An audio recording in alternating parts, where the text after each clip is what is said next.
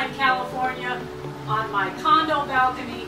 I've got the ocean in the background, which is a perfect backdrop for me to show you how to refinish and varnish a dining room table. My name is Liz, and I'm hoping to inspire you to get out and do it yourself. Check it out.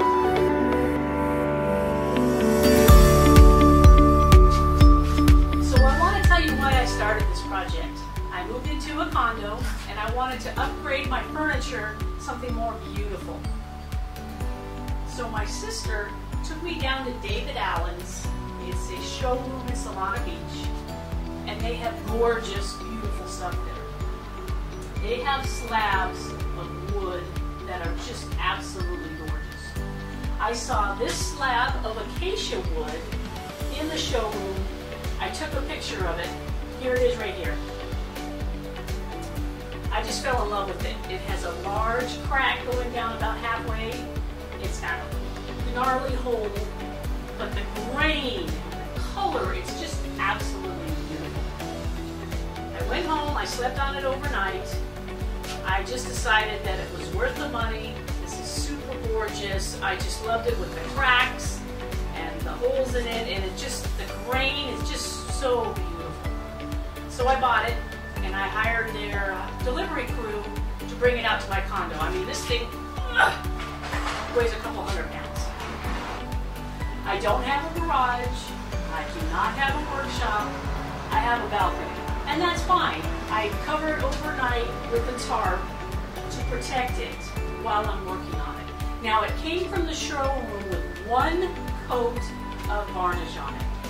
I'm going to refinish it myself, and this is a video on what I learned. I'm not a professional, but this is what I did to make a gorgeous, refinished, varnished table. Check out the steps I used. Decide for yourself on what you want to do and get it done, because this project is fun and you get the satisfaction of knowing you did it yourself. All right, let's get to work.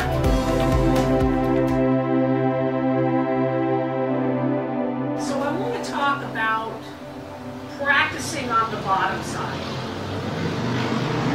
I spent hours and I hand sanded all the varnish off with my coarse sandpaper.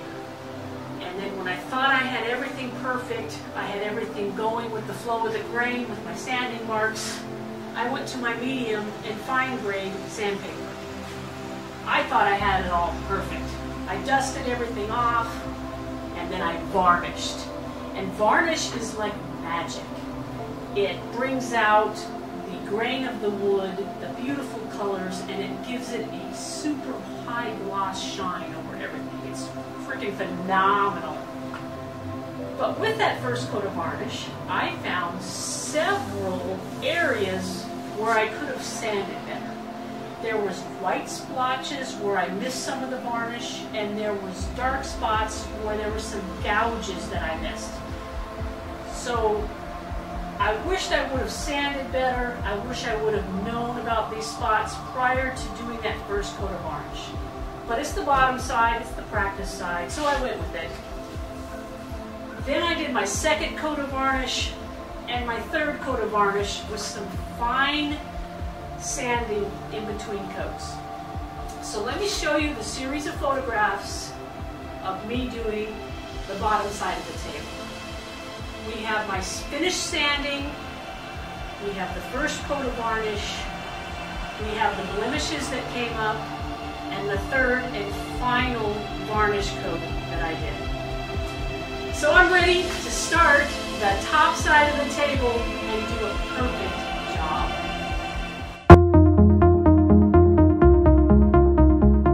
So let's talk about the tools and supplies I'm going to use to refinish my table. First off, I have my orbital sander, and I have my safety equipment, which is our earmuffs, safety glasses, and a particle mask, because it does get sandy. My sandpaper is coarse, medium, and fine to sand the tabletop. Then we're going to move to trace coating and I'm going to use this dye stain. It's just a light brown, and Home Depot did not have this can of stain because it's a specialty item, and I had to buy it off of Amazon. I've got latex gloves, and we move to the varnishing. I am using an oil-based polyurethane. It's a clear gloss to make a very beautiful high gloss surface. And this stuff worked great on the bottom side of the table. I was very happy with it. And the brush is very important. This is a bristle brush specifically for use with polyurethanes. And then I have a container to soak the brush with paint thinner. And lastly, I have very fine grit sandpaper and a sponge to hold on to the paper while I varnish, while I sand in between my varnish coats. So that's what I'm going to use. Let's get into sanding. So now I'm going to start sanding. Now it took me hours of sanding the varnish off the bottom side of the table. And when I told my dad that, he came over with his 7-inch heavy grinder that has a coarse, rough pad on the bottom of it. And he went over the table, the top and the sides, and he took all the varnish off in 15 minutes. My dad is pretty fantastic. I'm happy with the work that he did, and I'm happy that it saved me hours of hand sanding. So now it's my turn. I'm going to use my orbital sander with my coarse sandpaper, and I'm going to work over the entire table. And I'm going to bring everything down clean and smooth. All the varnish is going to be gone. I'm going to get all the cracks and gouge marks. Then I'm going to work on the sides, and then I'm going to round the edges and the corners. When I think it's perfect, I'm going to move to my medium grit sandpaper and finally the fine grit sandpaper. And then I'll get ready for the next step. But here we go, we're going to start sanding.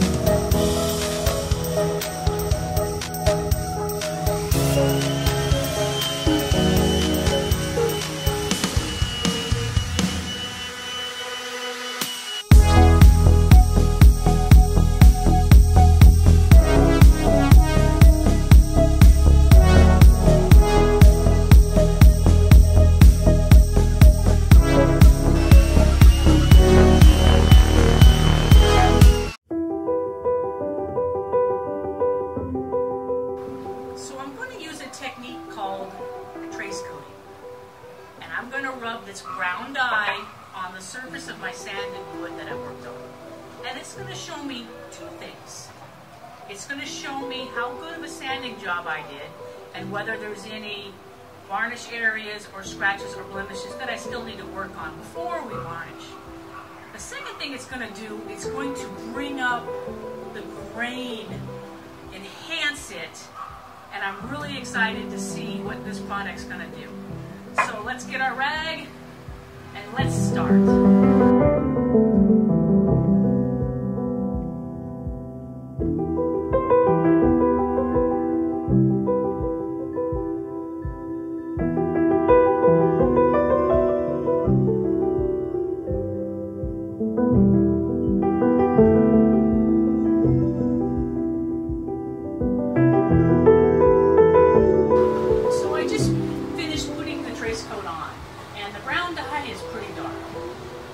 But it shows up the grain and any defects. So far, great. There's no varnish spots, there's no scratches or gouging. And the good news is that long white blemish I thought was varnish on the bottom side is actually part of the table because it showed up on the opposite side of the same area. It's just a strand of the wood. So the bottom side is actually pretty darn nice. So the top side, I have many options I can do now. The dye does not penetrate like stain does, so it's easier to sand it off. So I can completely sand it off, or I can sand down halfway and keep some of the dark color of the stain in the grain. So I'm going to start sanding and see what shows up. So I finished with my trace coating, and what I decided to do is completely sand off all of the dye. And it was pretty easy. I used my orbital sander with a medium grade and fine grade sandpaper, and it didn't take that long. But what I'm really happy with is I have confidence on going forward to the varnishing, because I know I have all the blemishes, scratches, and gouges off, and I did the absolute best job I did to get ready for varnishing. So let's get started on varnishing.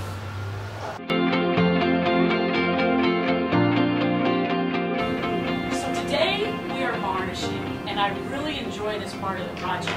Varnishing is like magic, and it's a lot of fun.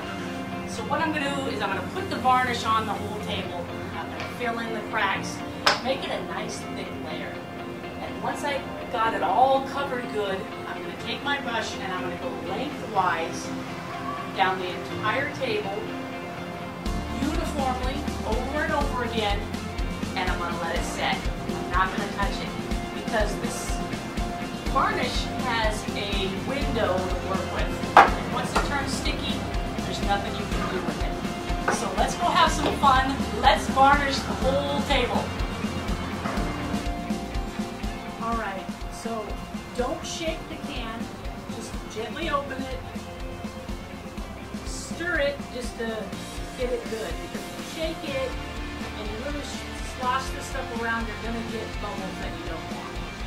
Now I've tried a foam brush, it didn't work for me.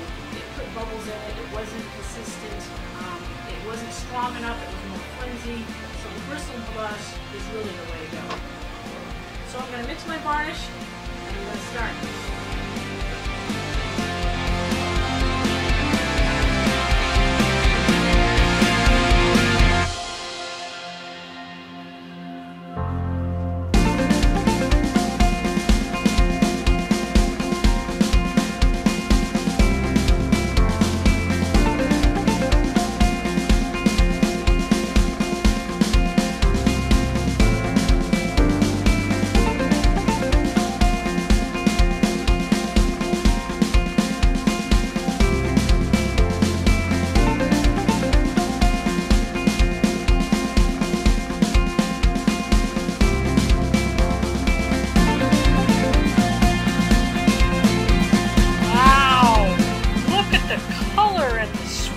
In that acacia wood. Oh my gosh. Boy, the first coat went amazing. Look at that. I'm telling you, varnish is like magic. So I put on the first coat of varnish and it looks spectacular. What we're going to do is we're going to lightly sand the top of the table and the sides of the table. And we're using 320 extra fine sandpaper. And I put it on a sponge because it's soft and it gives me something to grip the sandpaper on. And what I'm going to do is I'm going to work long ways down the table and take off the high spots. When you feel it, you can feel the grain and you can feel some little tiny sharp points. So we're going to sand and take off the top part of the varnish. Looks like this.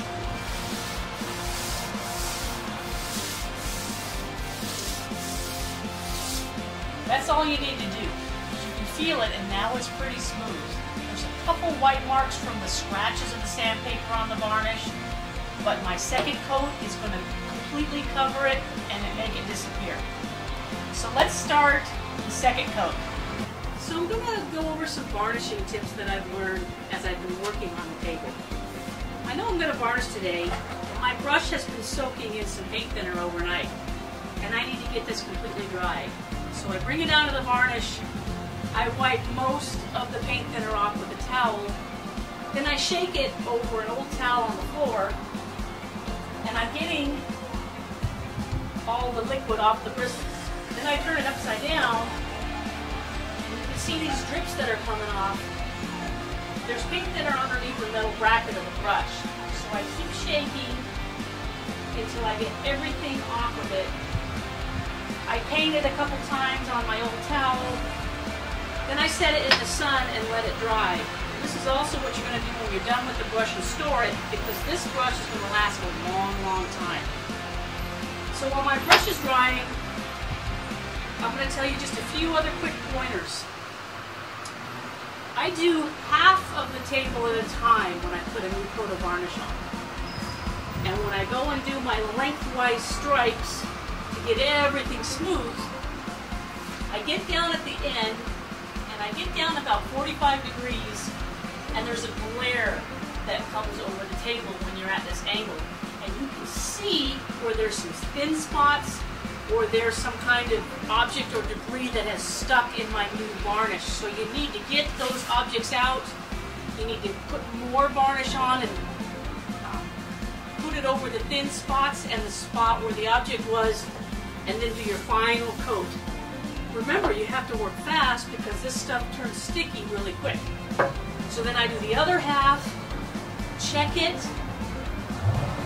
then I do the sides and the ends, and I make sure I get all the runs and the drips off, and then I don't touch it. I put it back in my paint thinner. Then it's essential to take a towel, a little paper towel here with some paint thinner, and rub just underneath to make sure you get all the drips on the ends and the sides, and then under the cracks. You're just wiping with the paint thinner to clean off your already painted surface on the other side, and you need to check for the drips. Get them out of there, come back 10 minutes later, and do it again, making sure that you have all the drips and everything off the bottom. You're not touching the sides or the ends, you're just running it across the bottom edge to get rid of all that extra varnish, because you don't want to mar your already beautiful varnish surface. Okay, so we're going to stir up the varnish and get ready to paint the next coat. So I finished varnishing, and the table turned out absolutely beautiful. 4 coats, that's what you're shooting for. 4 coats on the top, 4 coats on the bottom, to give it that uniform, high gloss, smooth finish. All right, so now I have a decision to make. Do I use the top or the bottom? Because they both turned out beautiful.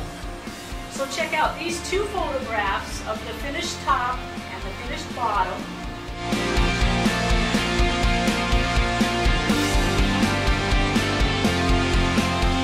Which side would you use? All right, I'm going to pick the table up. I'm going to put it in the condo, set it on my table base, and see how it looks.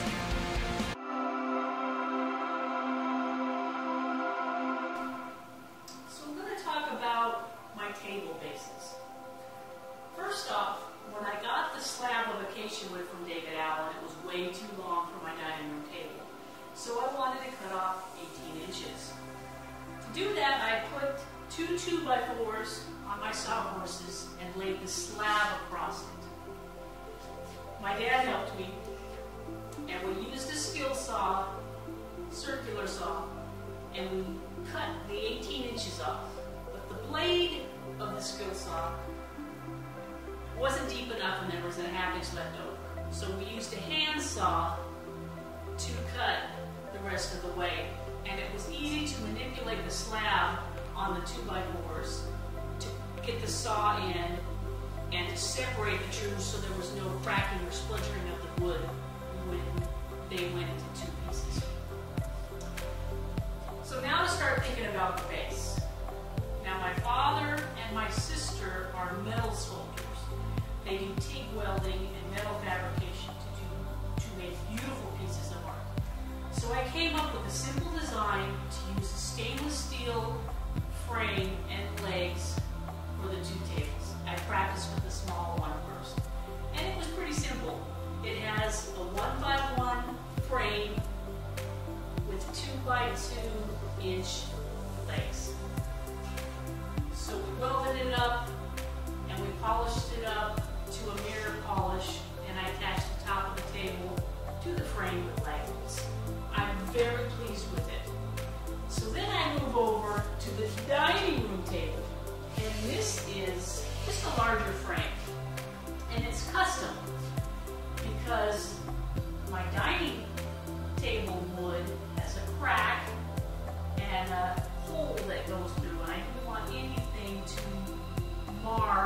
my visualness through the table to see the floor.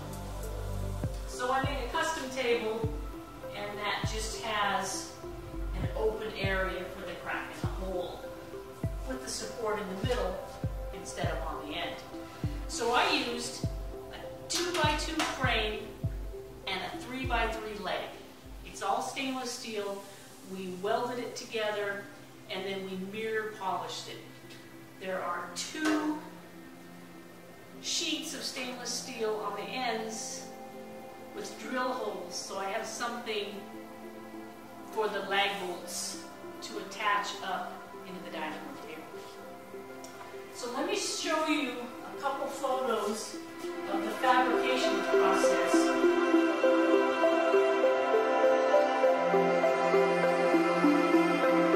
was a fun project. I could work with my dad. I was really happy with it. So now, when I finish the dining room table, which has taken a couple weeks, but it's been a fun project, and it's looking phenomenal, I'm going to put that table on top of this, put a couple lag bolts in it, and I'm going to enjoy the dining room table. So the whole process was super amazing. I learned a heck of a lot. There's 2 areas that I would have done differently. The first, I would not have used that trace coating technique. I had sanded everything pretty darn awesome, and I didn't need to use it. Second thing, if I did use the trace coating, I would not have used that cinnamon colored dye. It turned out too red, and it got into some of the cracks that I couldn't get out with sanding. So I could see a little bit of the red in my final varnish coat, but that's only minimal. So those are 2 things I would have done differently. All right, let's go inside and take a look at the table. So here is my dining room table with the stainless steel frame.